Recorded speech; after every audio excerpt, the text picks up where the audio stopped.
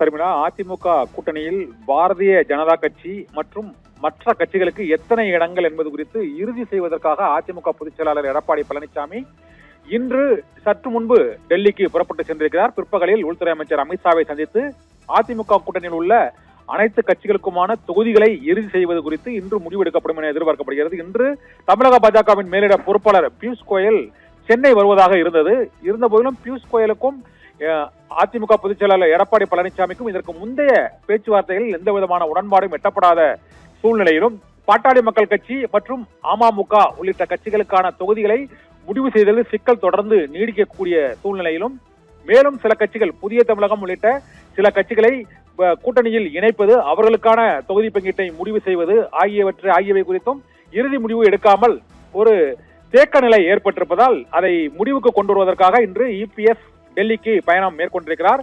டெல்லியில் உள்துறை அமைச்சர் அமித்ஷா மற்றும் பியூஷ் கோயல் உள்ளிட்டோருடன் இந்த சந்திப்பு பேச்சுவார்த்தையில் தொகுதி பங்கீடு குறித்து எத்தனை தொகுதிகள் பாரதிய ஜனதா கட்சிக்கு 27 தொகுதியிலிருந்து 30 தொகுதிகள் வரை பாரதிய ஜனதா கட்சிக்கு ஒதுக்கீடு செய்யப்படும் என்றும், அமமுகவிற்கு 9 தொகுதிகள் வரை ஒதுக்கீடு செய்யப்படும் என்றும், பாட்டாளி மக்கள் கட்சியை பொறுத்தவரை 17 தொகுதிகள் வரை அவர்களுக்கு ஒதுக்கீடு செய்வதற்கு முடிவு செய்திருப்பதாகவும் தகவல்கள் வெளியாகி இருக்கின்றன. இது குறித்து இறுதி செய்வதற்காக இன்று அமித்ஷாவுடன் ஆலோசனை நடத்தி நாளை உடன்பாடு கையெழுத்தாகும் சென்னையில் என எதிர்பார்க்கப்படுகிறது.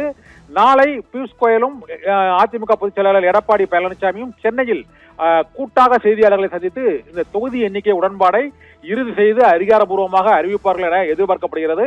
அதற்கு முன்னோட்டமாகத்தான் இன்று உள்துறை அமைச்சர் அமித்ஷாவை சந்தித்து தொகுதிகளின் எண்ணிக்கை மற்றும் சில கட்சிகளை கூட்டணியில் இணைப்பது ஆகியவை குறித்தும் இன்று இறுதி முடிவை அவர்கள் பேச்சுவார்த்தையில் பேசி உடன்பாடை எட்ட இருக்கிறார்கள். இந்த உடன்பாடு ஏற்பட்ட பின்னர், வாய்மொழியாக உடன்பாடு ஏற்பட்ட பின்னர் அது எழுத்துப்பூர்வமான உடன்பாடாக அதில் தமிழக பாஜக மேலிட பொறுப்பாளர் பியூஷ் கோயலும் அதே போல அதிமுக பொதுச் செயலாளர் எடப்பாடி பழனிசாமி கையெழுத்திட்ட அந்த ஒப்பந்த உடன்படிக்கை கடிதம் வெளியிடப்பட்டு ஒவ்வொரு கட்சிக்கும் எத்தனை தொகுதிகள் என்பது நாளையே அறிவிக்கப்படும் என எதிர்பார்க்கப்படுகிறது.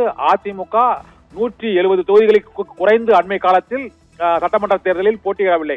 170 தொகுதிகளுக்கும் அதிகமாகத்தான் இதுவரை போட்டியிட்டிருக்கிறது. அதுபோல இந்த முறையும் 170 தொகுதிகளில் அதிமுக போட்டியிடுவதில் உறுதியாக இருக்கிறது. மீதி உள்ள அந்த 64 தொகுதிகளை மட்டுமே பாரதிய ஜனதா கட்சிக்கும் மற்ற கூட்டணி கட்சிகளுக்கும் ஒதுக்கீடு செய்வதில் எடப்பாடி பழனிசாமி திட்டவட்டமாக உறுதியாக இருப்பதால் இபிஎஸ்க்கும் பியூஷ் கோயலுக்கும் இடையே உடன்பாடு எட்டப்படவில்லை. இதையடுத்துதான் இறுதி உடன்பாடு எட்டுவதற்காக அமித்ஷாவுடன் பேச்சுவார்த்தை நடத்துவதற்காக எடப்பாடி பழனிசாமியே மீண்டும் டெல்லிக்கு சென்றிருக்கிறார்.